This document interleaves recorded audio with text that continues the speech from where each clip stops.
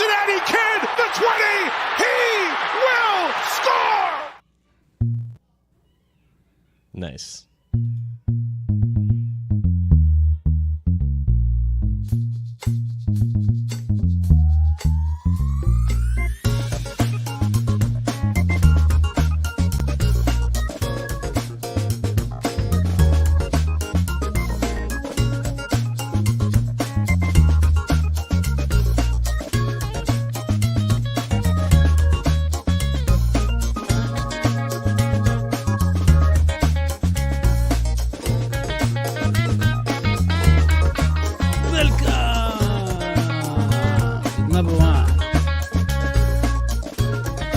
Podcast. Mac Duke, joined as always by John, the Brain Sheeran, Dr. Reggie Electricus Moji, and Bridget the HR Jan Cars. And we are still alive and breathing. Barely. The Cincinnati Barely, Bengals. Yes. It was touch and go there for a while. Yeah, but here we are. Yeah, here we are. HR, I didn't know touch and go was something you can do. Yeah, I thought we weren't allowed to touch. Well, we are allowed to said- touch things like pens and Okay. or laptops. And You grab them and you just take them home. You go. Well, So- there's a pen on Daddy-O's desk that no one wants to touch, but that's a different story. Yeah, well, here's the thing. John and Bridget, you were at the game. You were there for the Sam Hubbard 100-yard, 150-yard, I don't know, very long fumble recovery. Felt like a mile. Touchdown. Yeah. it's about like how he looked at the end of that was how I would look at the end of that. Like that's a 100-yard dash is no joke. No. He looked like if Daddy tried to run 10 yards. Yeah. Yes. Yeah. Well, he's been training. So here's the thing. As Andrew Seiler said, the Ravens did. They pulled it off. They pulled it off. We saw well, let's all of the- remind the viewer that Daddy-O's interpretation of pulling it off is that they would pull off the tape of a broken vase, and then all the pieces would come. They were basically taped together, and basically what would happen is when you pull the tape off, things would fall apart. That's actually not what happened. I would say that what happened was if the Ravens had one more quarter, they would have won that game. Let's be honest. No, I don't think Yeah, so. I do. But The no, Ravens, I- listen, there are so many Bengals games where I've walked away saying, wow, that was close, but the Bengals were the way better team. And there were so many Bengals games that we lost, and I was like, well, we lost, but the Bengals were the better Yeah. team. Well, let let's me be just- honest. let me Let's just- be honest. The Ravens Yeah. were the stronger offense and even, in some ways, defense that game. I mean, we Well, got in a lot saved of by a ways, fumble. defense. We got saved by a fumble. Yes. Let me just say something. So about a year and 10 days ago, could you imagine us sitting here and complaining after Cincinnati Bengals postseason victory? Yes. I could not. It's in my contract. Any I'm supposed to way, complain all the time. any possible way that we won the game, we would have been happy. And now these Cincinnati Bengals, obviously they were at the Super Bowl last year. Yeah. And not only that, but everybody on the show knew that they were not a fluke. They were the opposite. They were just hitting their stride when they made the Super Bowl. Very young team, drafting well, adding the right free agents, and they have a superstar quarterback. So we all expected them to be back. But look, the Ravens, as a number of people said, have a top 3, top 5 defense in the league. They know us very well.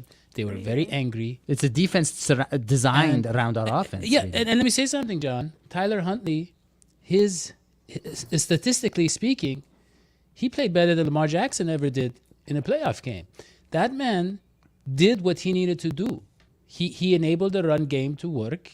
He made He's some also big plays of his own. speedy. Yeah. At one point, he was at the top of the speed chart for the Right. game. It was almost 20 miles an hour. Maybe Yeah. it was, but Like John was he is saying, quick. it's like when I run 10 yards. It was like, Yeah.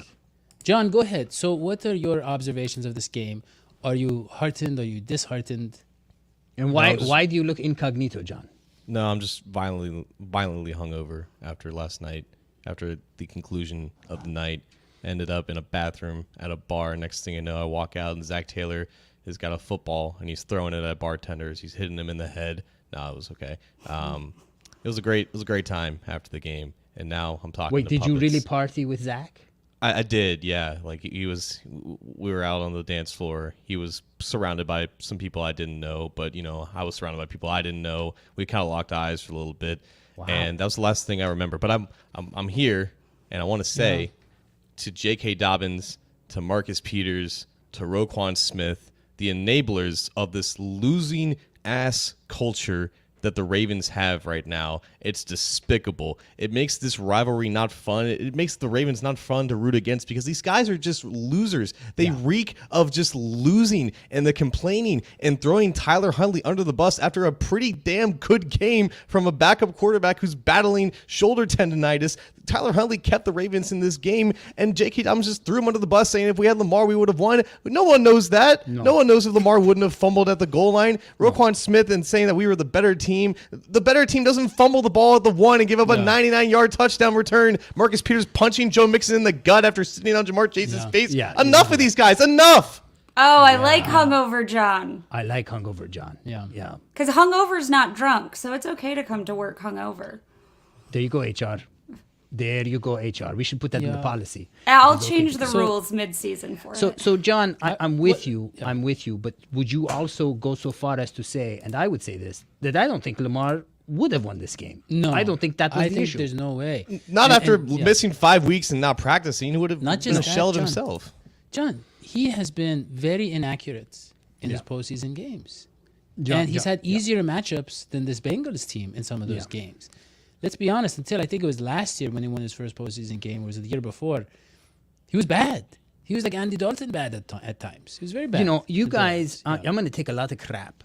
I'm going to take a lot of crap from our viewers. I'm going to take a lot of crap from you guys, but I don't care. I'm going to say that the difference between the Bengals and the other teams they're playing consistently comes down to the coaching. It's the mistakes they're not making. It's the punching the ball out, getting those fumbles, forced fumbles that Lou Anarumo's taught those guys. Burrow's good, but Burrow isn't the reason we won the game. We won the game because of excellent coaching. And this team hung in there. They've had major injuries on the offensive line, but they're able to weather that storm because of really both sides of the ball coaching so beautifully and special teams. Well, if you compare it. I mean, like, for example, that forced fumble, was also a mistake in the play calling. They called this quarterback sneak with all the guys. Chris Collins was saying you have this. him jumping over the top, and you have his guys pushing him. Yeah, it was dumb. John, so you mentioned you saw Zach Taylor there, which seems to mean they don't card at the place that you go to. No. But one thing I want to say to Hoji's point is I've noticed Zach Taylor maturing, as you said, as is this position and even in the face. Have you noticed he's gotten a little chubbier in the face even? And I did some research, and what happens is a lot of newborns, they lose weight the first few weeks of their lives. Yeah. And then they start getting it back, and that's when they get chubby and all cute and all that. And so and he also, if you notice, when they're born, they have that little embryo hair, but his hair is kind of getting thicker and fuller. Exactly. The way the baby's. So Zach Taylor's making the case. He's making the case that infants and babies are more mature than grown men because he's way more mature than John Harbaugh. That's another thing. Screw John Harbaugh. Enough of him. Enough. I was thinking about John Harbaugh. He's the can you worst. imagine? It's a good thing that guy's married. Can you imagine trying to be a matchmaker and getting anyone to go out with John Harbaugh? Did you see that? Can you imagine how with torturous the that would sideline, the interview with the sideline reporter? That was so disrespectful. It was very rude. He was so disrespectful. I tweeted something about that earlier. Like, I think true character is shown in how you exhibit grace regardless of circumstance. That dude gets a 0 out of 10. He sucks. True, but can I say something? Can I be devil's advocate here? I agree he's a douche. Is that okay? Say douche? That's okay, right? I agree he's a douchebag. But that being said, he's a damn good coach. I mean, he got that team to outperform themselves in that game. They looked a lot better than they should have, and he did a great job. And the other thing is, I think sometimes the douchiest coaches are the best coaches. Yeah. And lastly, I think that his brother was I think that had it been this mean, grumpy Harbaugh out there in the Bills game, I'm not saying that we made the mistake, we did the right thing, but I do think he would have stuck to his guns a little bit with the NFL more and maybe done something so that we didn't have a segue. I just want to say one thing, Hoji. Why are we acting like the Raven? John's already noted they have trash personalities. Like there are a lot of those players who are just dirty and awful. They don't know how to handle losing. But let's not pretend that there's not talent on that team. You've got Dobbins, you've got Andrews. I always say Andrews and Kelsey are two of the best tight ends in the league. Dobbins is an excellent running back. You've got a top 3 defense, and you've got maybe one of the best kickers in the history of the NFL. The Ravens are not void of talent. And so when Smith is like, the better team didn't win, the better team got more points, forced more turnovers, and that's the team that won. Right. End But of the John- day, John. pen, mic, dropped. I agree John, with let that. us talk about the estate of the Cincinnati Bengals. Okay. Because, Wait, did you say because- John or Hoji? John, Okay. right? And John isn't and me or Bridget. John isn't Hoji. Yeah. John. Let us go to Bridget. Present. Bridget. I'm going to cede my time to John. Okay. John. Look, here's what I want to know, John. So it looks like Isaiah Prince is going to be one of the starting tackles. They're not going to stick with Jackson Carmen. That's what they're saying. And Because why? let's just to review Jonah Williams. Wait, did someone actually say unbuckled that? his- Because I was looking Because for that doesn't sound true. No, but like I haven't like I believe you. I just didn't see that. Yeah. You gotta catch up. Yes, it's look. not an answer. I mean, Where is Carmen this? looked good. That's the thing. That's why I'm surprised to hear that. Carmen gave up a couple of really bad pass pressures. Yeah, but he looked good doing it. I mean, he looked good he has while he nice was doing hair, it. Yeah, Yeah, very he's curly attractive. hair. Yeah. He's big chest. Look, John, we have Adeniji on the right side. He's been doing pretty okay. So they Not probably really. no, he hasn't. I'm going by John's face now. He has not been doing pretty okay. He's been doing pretty crappy.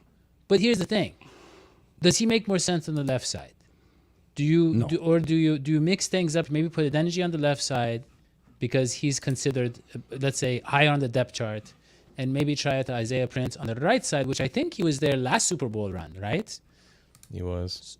So what do you do if you're the Cincinnati Bengals? And also, what is Jonah Williams unbuckling his knee again, as they said, and dislocating it again, and not being able to find it again? What does that look like for him? It looks insane because he's a 25, 26-year-old human being who's dislocated 2 knees in a 2-month span. And he's been able to play football despite dislocating one. Not every knee dislocation is the same. He was able to pop his knee back into place back in Week 5 against this same Baltimore Ravens team, but this dislocation was a little bit worse. He's going to miss time because of it. Now the Bengals are kind of right back to where they started this time last year, only it was just a different avenue, right? Their offensive line was never good to begin with in 2021. Their offensive line was finding its stride towards the end of this season. It's all kind of falling apart now, down to 3 reserve linemen. I don't think they keep Jackson Carmen left tackle. He's been practicing at all 5 spots because that's what you do as a backup, and he would just happen to be one of the few active reserves in this game. But Isaiah Prince, like you said, he's on the practice squad, and he's a natural tackle. They've moved Jackson Carmen basically to guard at this point in his career, and he just kind of came in to tackle as a pinch. So I don't think they move Adeniji to left tackle just because he's gotten those practice reps at right tackle, where presumably Isaiah Prince is practicing on both sides. That would be my guess, but it wouldn't, I guess, shock me if Akeem Adeniji was at left tackle because that's where he was at Kansas. Yeah, that's kind of what I was thinking. I guess But we ain't in Kansas anymore, John. And Adeniji, I mean, I think the reason for Joe Burrow and the Cincinnati Bengals' subpar performance, and only subpar relative to themselves. I mean, they're fine, they're playoff material, they're great, but they're not what they can be. I think was mainly because of weakness in the offensive line, couldn't get the running game going. Joe Burrow, he had to do what many of us did in the late 90s, which is make some bad decisions or throw it away, which is also what we did in the 90s. But my question really is, John, why does everybody act like it's so far-fetched and such a crazy thing to do for us to, hey, you just pick up the phone and, it's late at night, you're eating nacho chips, and you're like, hey, Whitworth, I was thinking about you, and I was wondering if we could, hook up again and bring you back on the team. Why not? Because he's 41 and hasn't practiced. Like again, like what are we doing? I'm Is he okay gonna with get that. Is he going to get in shape? I'm in okay his with own that. words today, he said he has giraffe legs. Whitworth said his heart and head say yes, but his giraffe legs say no. So Okay, again, well let's just use the heart and head, and I'm okay with that. I mean, let me ask you this. No, flat out. I mean, my Flat out. heart No, and time head out. say I should go John, be on don't the they say- offensive line, and I think my I really legs They question- say a sports say Real otherwise. question. Hold on, Daddy, hold on. Follow-up question. Real question. Whitworth with draft legs, isn't he still better than Adeniji? No offense, Adeniji. I love you. I think you're great, but I don't think you should play in the NFL. I'm wondering if he should be, if Whitworth with the draft legs is better than Adeniji. let me That's a just take. Yeah, that's a take. John, let me ask you something, okay? Is it a good take or a bad take? Well, I don't think we really know because I think with Whitworth, John, correct me if I'm wrong. I guess- Even Bridget can correct me. I think that with a guy like Whitworth, with that kind of talent, with that kind of What has age, happened here? I think that Daddy there's a has 50-50 disappeared, and chance. I'm getting the silent treatment. Yeah, I think there's a 50-50 Are you guys chance. thinking through my question? Can you hear me? So they're not going to call Whitworth. That's Yes, basically- we can hear you. Okay. I say there's a 50-50 chance that he comes back and he's serviceable for what? 2-3 games. They don't need him that long. He's not going to be serviceable. He's going to be terrible. He's 41 years old and he hasn't. What are we expecting here? He's just going to be in Because football John, shape. I read the article where he said, I was blessed. Can we with can long we legs." just stop? Can we stop with this? He's not coming back. I don't care how many tackles get hurt. He's not coming back. I liked John- Pete Schrager's text today. So, John, while I was not violently hungover, but slightly hungover, I feel like I just sat on Twitter all day other than when I was doing my laundry. So most of my takes today are going to come from other people's Twitter feeds or Twitter account, whatever Twitter comes from. Pete Schrager was like, okay, not Whit, like, let's go on to Munoz. And I think, like, that's the joke, right? Like, we got to stop living in the past. We either have to work with what we've got, or if there's a possibility to sign somebody else. But like the Whitworth here's chapter, I think is closed. John, here's a question that we get from Matthew Grundy, and he paid for it, which means we have to answer it. He's saying, is our O-line better or the same or worse than 2022? And John, here's the thing. We lost Alex Kappa for a while. We have lost Jonah Williams. We lost Lyle Collins a while ago. That's I hear clicks. I see Matthew Grundy asking a question. Is our O-line better than better? What is the same? happening? Can you not Hoji hear? Can Hoji hear us? Hoji, can you hear us? Yes.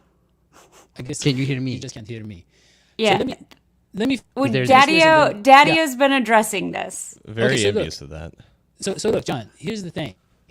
He's asking if it's better or worse than 2022. And Probably the before- same.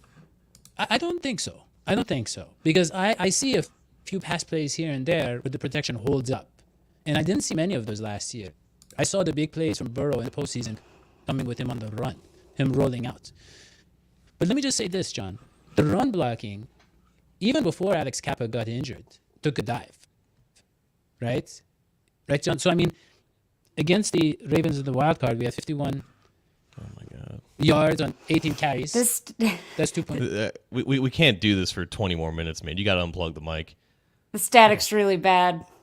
Okay, well, To answer your question, I feel like the offensive line is about at the same level of talent as it was last year. Burrow's just better now at avoiding sacks and getting the ball out or just evading pressure. He's not taking as many sacks, and that's partly because of him, right? Sacks are more of a quarterback stat than they are offensive line. If the offensive line gives up 4 or 5 sacks, it can't be like, oh, the offensive line is going to trash again. There's context within those sacks, but now you have a tackle situation that's pretty much worse than it was last year. Like Jonah Williams gets a lot of crap, but he's still a pretty decent tackle that holds up for most of the games. His bad reps do lead to some really bad allowed pressures and everything, but that's going to happen against elite pass rushers. The interior is probably better. Like Quinn Spain did not finish the year strong last year. Cordell Volson is playing pretty well. Ted Karras is fine. He's about the same as Trey Hopkins was at this time last year, but I mean, Ted Karras is a really good player too.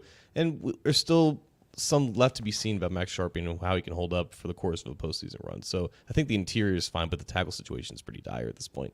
okay. So can you hear me okay now, or is it still bad? That's better, Okay. yeah. John, I was going to say, even before Alex Kappa went down, right? Against the Tampa Bay Buccaneers, it was 53 yards on 21 carries. Against the Patriots, 73 yards on 24 carries.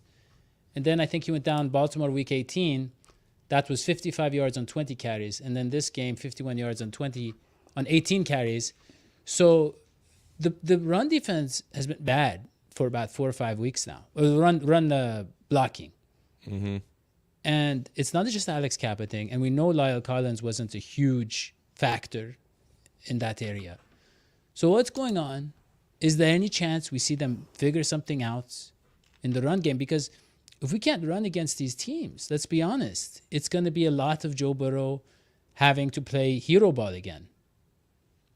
I mean, that's what the postseason is, right? It's quarterbacks just putting the team on their back and just shouldering these wins. Like, that's why you're going to pay Joe Burrow $50 billion, quadrillion this offseason. So I think they're fine with living with that. Again, like, it comes down to, are those bad pressures going to lead to sacks? Are they going to lead to holding calls? Are they going to lead to drive-killing plays? Or can the Bengals still maintain some sense of being in front of the chains and not having those drive-killing plays and still, at the very least, ending up with decent or punting away like good field position instead of just giving the ball back too early? Because that is what's going to end up not giving them enough points to beat teams like the Bills and the Chiefs. So let's talk about the Bills.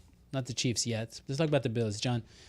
So the first game, Cincinnati Bengals come out fire, right? They're ahead. They're about to win the game. Terrible injury happens. The coach says, I need to go. I need to be at the hospital.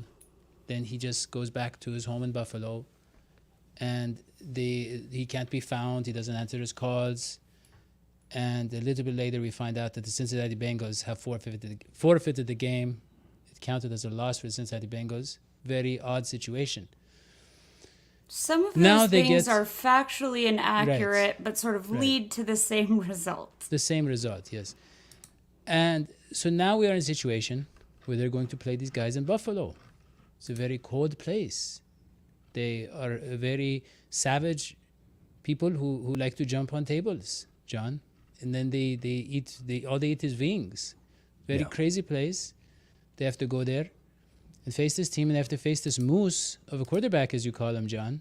Yeah, this 280-pound quarterback who turns the ball over half the time and throws touchdowns half the other time. Yeah, he's a pretty wild guy. And the way you beat him, the way I think you beat a quarterback like that is through the secondary. Because if you can close off those downfield crazy long passes, then he ends up failing. And secondary is not our strength. He also weighs 240, not 280. Yeah, he weighed 240 not too long ago. I wonder, is Eli Apple completely healthy too? But even if he is, we need Eli Apple. He has hot and cold games, John. Well, still, I mean, he has these. It's like he seems to be a solid corner 80% of the time in most games, and then every few games he has one of those times where he just gets completely toasted. Like last night, the worst possible time. So you really don't know what you're getting with Eli Apple. And Cam Taylor-Britt, do you know what his injury is, John? I do not. I think it's groin. Yeah, I was going to say, when Daddio asks what an injury is, it's groin. He was on the injury report last week, but Daddio is really into groin injuries. He doesn't quite know what the groin is. He's obsessed with groins. We had a whole show where we talked about what I know. He doesn't know what the groin is, and he would ask. Continue. Do you know what it is? I've just said, I just don't understand why players are not using protection. It's like when a 7-year-old walks into Victoria's Secret and starts asking a lot of questions, because to the 7-year-old, it's already still a secret. So I want to talk about Johan. Go ahead. Yeah. Yeah, the analysis for this game is the same as it was leading up to the Monday night game that ended up not being played. Josh Allen will give and he will take from you, right? He will unload these 60-yard bombs over the heads of everyone on defense like he did against Miami, and he will also run with the ball carelessly that a team like the Bengals defense, who loves prying at the ball to finish those plays, like, he will give them opportunities to turn the ball over, right? He will throw into double coverage. He will miss a defender here and there. And the Dolphins, that's how they could have beaten the Bills. And now you have a Bills team who, they finished the season on a win streak, but they didn't look very good doing so. Like, they didn't look tremendously great against the Bengals. They needed 2 kickoff returns for touchdowns to beat the Patriots. And this game, they almost blew it to Skylar Thompson at home. So the Bills are coming into this game not playing their best, just like the Bengals are kind of still finding themselves. It's 2 teams that are way more talented than what they've put on display in the past couple of weeks. But I don't know. It's a whole new ballgame now. Well, I'll tell you my concern, and I'm going to be frank with our viewers because I made that promise to you so many moons ago, which is that if you recall, when we lost the Super Bowl, it was a very sad day. There was a kind of look to the way those plays would go against the Rams, and it's in our worst games. This is how it goes. It's 1, 2, 3 punt, right? And it's Joe Burrow can't get nothing done because the O-line is not giving him any time. And I'm sorry to say that I saw that face of the Cincinnati Bengals again last night against the Ravens, and I'm worried. I'm not too worried because it's fine. Our team tends to have a tendency to persevere, and that's great. But I'm worried. I'm concerned. I think we all should be concerned. I'll be honest. I'm not as much worried. I think the reason that Joe Burrow didn't get in the groove, wasn't the ripping it downfield, was because the Ravens are very physical, and they have a couple of corners. They have a couple of defensive backs who know how to intimidate. They know our players. And he said something, John. He said something like, I can't wait to get back to, playing quarterback or something against the Bills, as if to imply that... That was Jesse Bates. Was it? Okay. Doesn't matter. Jesse Bates is one of Jesse Bates isn't going to be playing quarterback. Is he okay? Which, by the way, Burrow played fine in this game. He did. Yeah, he was okay. He did. But he didn't get those big plays. He was okay. There was no big plays. No. I feel like we're forgetting the fact that Jamar Chase had a false start at midfield. Right, it was 3rd and 4, moved it back to 3rd and 9, 3 straight completions of at least 15 yards, 2 of them to Jamar Chase, who created separation, and then Hayden Hurst was like an inch away from scoring a touchdown against the Ravens, which would have been fantastic. So there were opportunities to push the ball down the field. No, what I'm saying is he didn't have any of those 30-yard down the field throws, and I think he will have plenty of those against Buffalo. I think it's going to happen. I don't think that's a result of Joe Burrow not playing well. I mean, that's the defense that the Ravens were. Yeah, that's the defense the Ravens were running. I think we knew both teams were probably going to try and keep it on the ground some more. Buffalo doesn't scare me. Frankly, this Ravens team scared me a little bit more. Not because of like talent and like I said, they are a talented team, but they were coming out playing like house money. They were just playing for their lives. Look, there's times when Joe Burrow is Joseph Burrow. There's times when he's Joey Burrow, and there's times when he's Joe Burrow. And I will say that the first drive of the second half, he was Joe Burrow, top form. But there were times when he looked like Joseph Burrow, and what is that? What is Joseph Burrow? Too conservative, like throwing the ball away, not getting the ball where it should go. And it wasn't his fault. It was the lack of time that the offensive line was giving to him, really. I think that was the big problem. It was the death of the running game. It's such an easy correspondence. When Joe Mixon can get him 4 or 5 yards, a run, a carry maybe, well, let us all not of a sudden pin this things on Joe look great. Mixon. And when he can't, this is... As we said, Hoji. So is Joe Mixon Joseph Mixon right now? Is he too conservative? No. Running backs never play too conservative. What happens is, John, they become Joe Mixon Senior, for instance. Running backs get old and they the don't third, have a burst. the fourth, the fifth, right, and then they become Esquire, and then you got rid of them. So look, I mean, Mixon's just. I feel like, who are we just talking? We were talking about Eli Apple and how he's like 80%. I kind of feel that way about Mixon. I don't think this is a running back thing.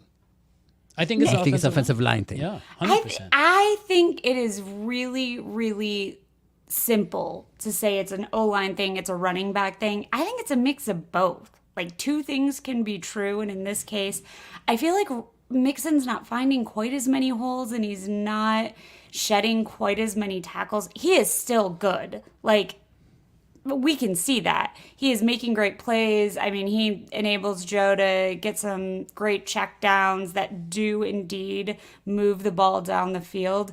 But I think you can't just say it's Mixon. No one said that. I've occasionally said it in the heat of the game. But I don't think it's just the O-line either. Well, I think the O-line, like I told John, the O-line has been off for about a month and a half. Well, they've been hurt. No, but even before they lost Kappa. they were struggling. But before they And- lost Kappa, they lost John Lyle Collins. Collins. Good job. Yeah, thank you. You guys told me that last week. But okay, let us get to our predictions because we're deep enough into the show that we can do that. So let us start with Bridget, the HR, John Carson. It's going to be close. I am not at all afraid to go into Buffalo. I'm not afraid of Buffalo. I think it might be an emotional game, just kind of picking up where they left off, being back with those guys. Could see us be a little bit at the beginning and then settle down really quickly.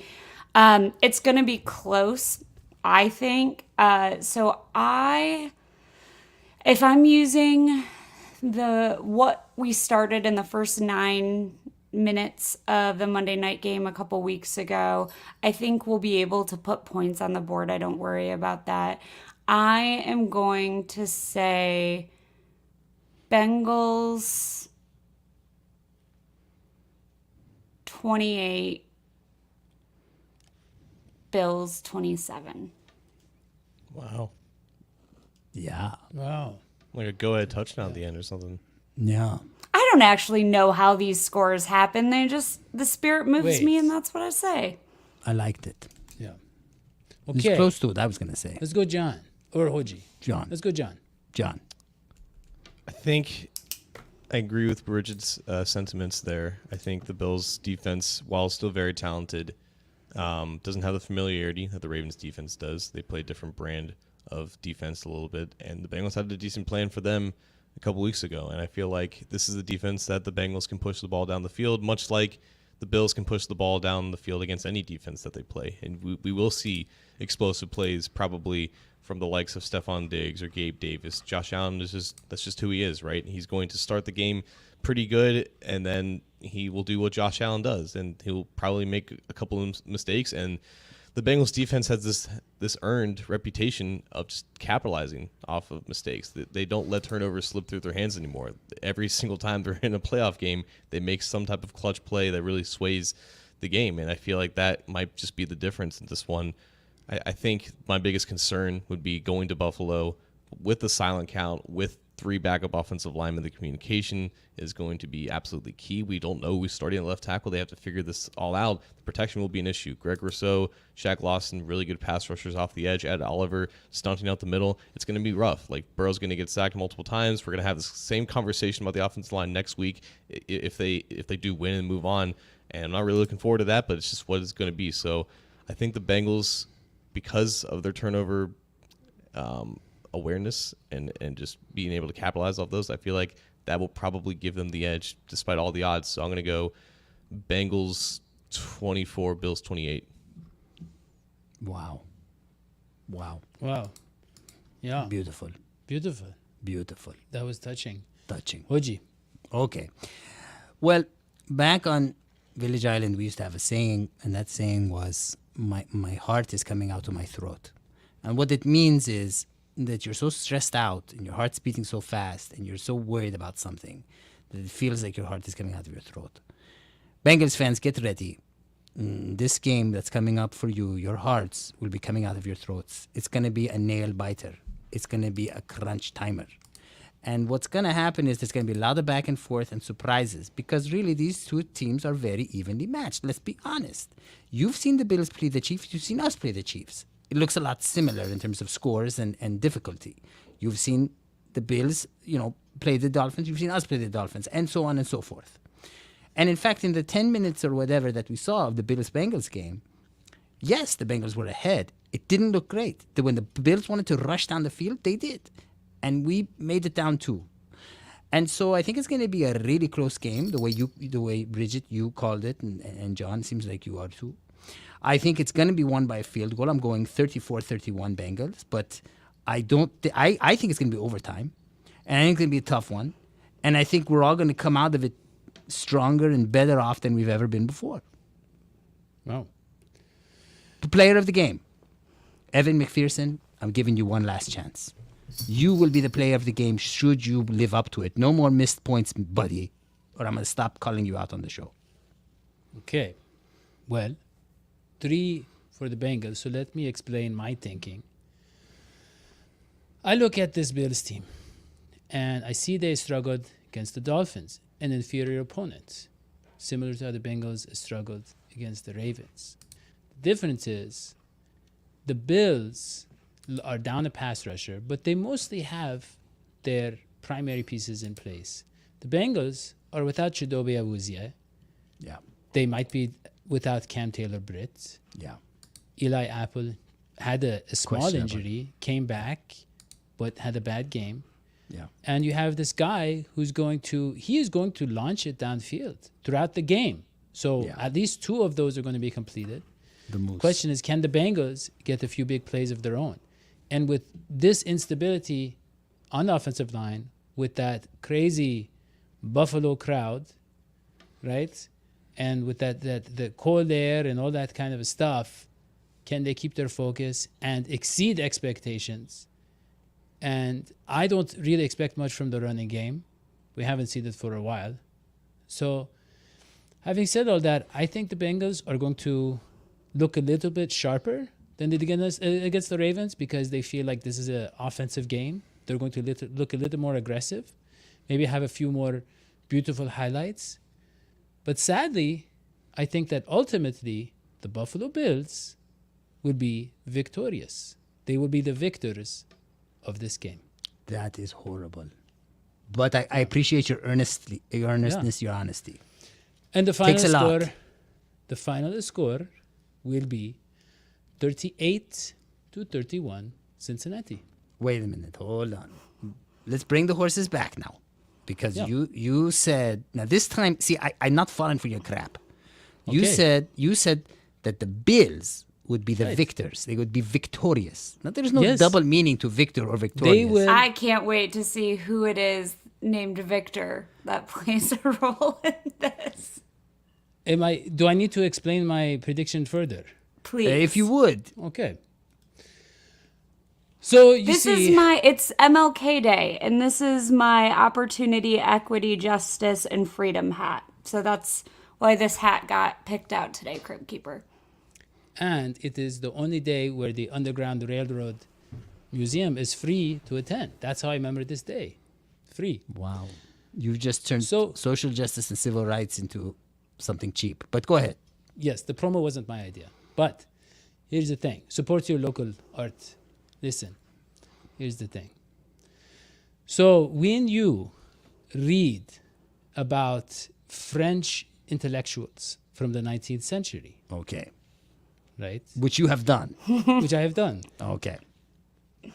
and He found 2 pages of it in the gutter on a walk home. Yeah. you come across a very interesting man. And so this is a man who spent his life, right, who he was essentially opposing dictatorships, opposing Louis Napoleon, and he wrote about a lot of injustices in the world. But then, when they overthrew Napoleon, he said, and I quote, he said, dictatorship is a crime, and it's a crime that I am going to commit. He intended on being the dictator, Wow. but people didn't have it. They weren't having it, and he wasn't even elected to the National Assembly. Not only that, but he made some predictions. He predicted that war and hatred would be dead in the 20th century, when we know it was quite the opposite. Okay. That You're man's starting name- to lose it. Okay. That man authored very famous books like The Hatchback of Notre Dame and Les Deplorables. Victor And- Hugo? And his name was Victor Hugo. So, for The that only reason, only whenever- Bengals show you get a Victor Hugo analogy. Literally. Yeah, but we This still is it. haven't really gotten it. I mean, yes. So this is why whenever someone fails terribly after everybody predicted them to be successful, okay. okay, they say you are victorious. You are the victor. You are like You Victor have been Hugo. embarrassed. You thought you were going to be this big success. You were going to be this big dictator, but you ended up a loser. Like Victor Hugo, the really world-renowned author, Yes. they will be losers like him. Exactly. Got it. Okay. We stretched on that one. Yeah, that one's as twisted as my small intestine. That's just what Tyler Huntley wasn't able to do across the goal line. Sorry, guys, I fell Exactly. asleep for the past 3 minutes. Is he still Okay. talking? Yes, John. I think we are. nipped it. And I think, really, John, there's not much else to talk about. There's than- actually a game going on right now. Oh, that's We right. could end and go watch it. We could. You could too. Wouldn't you guys love to see Burrow versus Brady Super Bowl? Yes, and we will. So, look, No, I don't want to see don't that. forget, You don't want to see John, that. tell them what to Sounds do. boring. Yeah, Brady's kind of become a little boring. But I John. don't. But who else is there? Who in the NFC excites you, Bridget? That's left. I want the third time's a charm Niners Bengals rematch. Oh, that's you what like I the want. old school. I do. I feel like that's what this team is about, right? It's about ending losing streaks, curses, whatever it is. So I like a Niners Bengals Super Bowl in the desert. Bengals come out on top. That's what I'm going for. All right. That'd be nice. All right. So, with that, John, just remember to tell people to subscribe to the show on YouTube's everywhere you get your podcast. What should they put in the comments in the YouTube? Put in the comments Okay, I if you have one. think. I have one. Yeah. What can the Bengals do to overcome this O-line problem? Come on, there's a lot of Yes. smart brains. Let's do group. Yes. Let's do And don't hive say thinking. weird word. Don't say No, Andrew. don't say weird words Yes. because John's gonna hate you like he hates us. Say something smart, Like John. like John would say. That's all we got. So long as Sweetie Pies. Bye bye. Hit it.